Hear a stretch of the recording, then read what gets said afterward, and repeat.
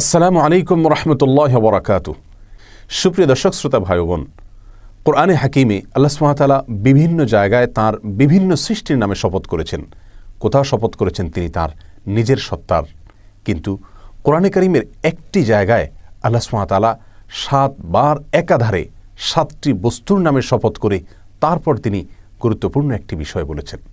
প্রিয় দর্শক, আর সে ঘটনাটি ঘটেছে কোরআনে কারীমের 30 নম্বর পারার সূরা শামসের ভেতরে। এই সূরার শুরুতেই আল্লাহ সুবহানাহু ওয়া তাআলা তাঁর সৃষ্টি জগতের অতি গুরুত্বপূর্ণ এবং সবচেয়ে বড় বৃহৎ 7টি সৃষ্টির নামে তিনি শপথ করে একটি কথা তিনি বলেছেন। নিঃসন্দেহে একজন মুমিনের কাছে এটি অত্যন্ত গুরুত্বপূর্ণ প্রশ্ন যে আমার রব গোটা কোরআনের কোথাও এত বেশি সংখ্যকবার একাধারে শপথ করে কোনো কথা বলেননি যেমনটি তিনি সূরা শামসে বলেছেন।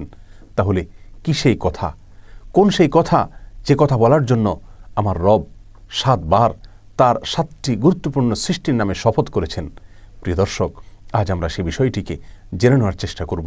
আল্লাহ সুবহানাহু ওয়া তাআলা সূরা শামসের শুরুতে ইরশাদ করেছেন, ওয়াশ-শামসি ওয়া দুহাহা ওয়াল কমারি ইযা তালাহা ওয়ান নাহারি ইযা জাল্লাহা ওয়াল লাইলি ইযা ইয়াগশাহা ওয়াস সামাই ওয়া মা বানাহা ওয়াল আরদি ওয়া মা তাহাহা ওয়া নাফসিন ওয়া মা সাওয়াহা ফাআলহামাহা ফুজুরাহা ওয়া তাকওয়াহা। ওয়াশ-শামসি ওয়া দুহাহা অর্থাৎ শপথ সূর্যের এবং তার কিরণের, ওয়াল কমারি ইযা তালাহা এবং শপথ চন্দ্রের এবং সে চন্দ্র যখন সূর্যের পশ্চাতে তথা পেছনে পেছনে আসতে থাকে তার, ওয়ান নাহারি ইযা জাল্লাহা আর শপথ দিনের যখন তা প্রখরভাবে প্রকাশিত হয়, প্রকাশিত করে নিজেকে, ওয়াল লাইলি ইযা ইয়াগশাহা আর শপথ রাতের যখন তা আচ্ছাদিত করে দেয় দিনকে তথা সূর্যকে, ওয়াস সামাই ওয়া মা বানাহা এবং শপথ আকাশের নবমণ্ডলের এবং যিনি তা সৃষ্টি করেছেন তার, ওয়াল আরদি ওয়া মা তাহাহা এবং শপথ ভূমণ্ডলের তথা জমিনের এবং যিনি তা বিস্তৃত করেছেন তার, ওয়া নাফসিন ওয়া মা সাওয়াহা আর শপথ মানুষের এবং যিনি তাকে সুবিন্যস্তভাবে সৃষ্টি করেছেন, ফাআলহামাহা ফুজুরাহা ওয়া তাকওয়াহা অতঃপর তাকে তিনি ভালো এবং মন্দ উভয় বিষয়ের জ্ঞান দান করেছেন। এই সবগুলো বস্তুর নামে আল্লাহ সুবহানাহু ওয়া তাআলা শপথ করে একটি গুরুত্বপূর্ণ বিষয় বলতে যাচ্ছেন। আল্লাহ সুবহানাহু ওয়া তাআলা এখানে শপথ করেছেন সূর্যের, শপথ করেছেন চন্দ্রের, শপথ করেছেন দিনের, শপথ করেছেন রাতের, শপথ করেছেন নবমণ্ডলের, শপথ করেছেন ভূমণ্ডলের এবং শপথ করেছেন সর্বশেষে মানুষের। প্রিয় দর্শক, আল্লাহর সৃষ্টি জগতের সবচাইতে গুরুত্বপূর্ণ এই 7টি বড় বড় এবং অতি গুরুত্বপূর্ণ সৃষ্টির নামে তিনি শপথ করে যে কথাটি বলতে চাইছেন তা হলো কদ আফলাহা মান যাক্কাহা ওয়া কদ খাবা মান দাসসাহা।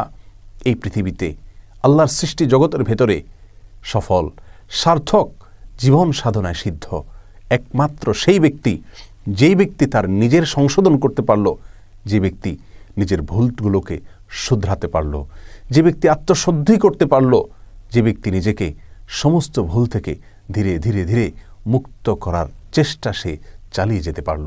আল্লাহ সুবহানাহু ওয়া তাআলা বলছেন কদ আফলাহা মান যাক্কাহা, যে নিজেকে সংশোধন করতে পেরেছে, নিজেকে ভুল থেকে মুক্ত করতে পেরেছে, নিজেকে আত্মশুদ্ধি করতে পেরেছে, সে ব্যক্তি সফলকাম হয়ে গেল।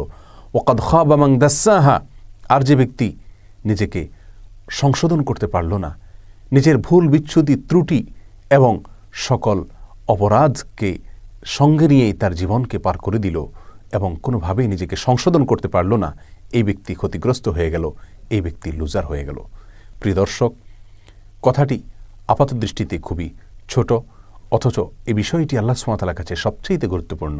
আর সেজন্য এই বিষয়টি বলতে গিয়ে আল্লাহ সুবহানাহু ওয়া তাআলা 7 বার শপথ করেছেন, 7টি গুরুত্বপূর্ণ সৃষ্টির নামে শপথ করেছেন। আল্লাহ সুবহানাহু ওয়া তাআলা আমাদের সকলকে সূরা শামসের শিক্ষা আমাদের জীবনে ধারণ করা, উপলব্ধি করার তৌফিক দান করুন।